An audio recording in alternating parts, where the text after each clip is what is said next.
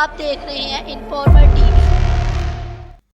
मशरिक़ वस्ता में Iran, Israel और Saudi अरब के दरमियान बढ़ते हुए तनाज़ात ने न सिर्फ इस खित्ते में बेचैनी पैदा की है बल्कि आलमी सियासी मंजरनामे पर भी गहरा असर डाला है।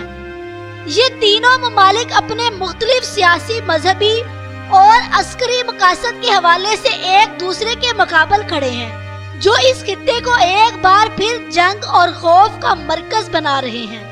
ईरान, जो अपने अस्करी और जौहरी मकासद के हवाले से अक्सर मगरबी ताकतों के निशाने पर होता है, अपने दरमियाना दुश्मन इसराइल के खिलाफ बढ़ते हुए तनाज़ात में मुख्तलिफ हरबे अपना रहा है।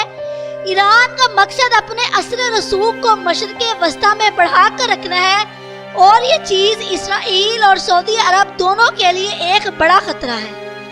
इसराइल, जो अपनी बका और हिफाजत को बरकरार रखने के लिए हमेशा तैयार रहता है, ईरान के जौहरी प्रोग्राम को अपने लिए सबसे बड़ा खतरा समझता है। ये तनाज़ात अक्सर इस वक्त देखे जा सकते हैं जब इसराइल ईरान के जौहरी ठिकानों पर हमले करता है या ईरान के मिसाइल प्रोग्राम के हवाले से सरगर्म हो जाता है। दूसरी तरफ सऊदी अरब, जो हमेशा से ईरान का मजहबी और सियासी हरीफ रहा है, अपने असर रसूख को बढ़ाने के लिए अमेरिका और इसराइल के साथ अपने ताल्लुकात को मजीद मजबूत कर रहा है। सऊदी अरब अपने मकासद के लिए ईरान के खिलाफ बैनुल अक़वामी इत्तेहादों का इस्तेमाल कर रहा है, जो इस तनाज़ा को और भी गहरा बना रहा है। ये तनाज़ात सिर्फ मुल्की सतह तक महदूद नहीं बल्कि आलमी सियासत पर भी असर डाल रहे हैं। मगरबी ममालिक, खास तौर पे अमेरिका, इस खित्ते में अपने मफादात के लिए सरगर्म है।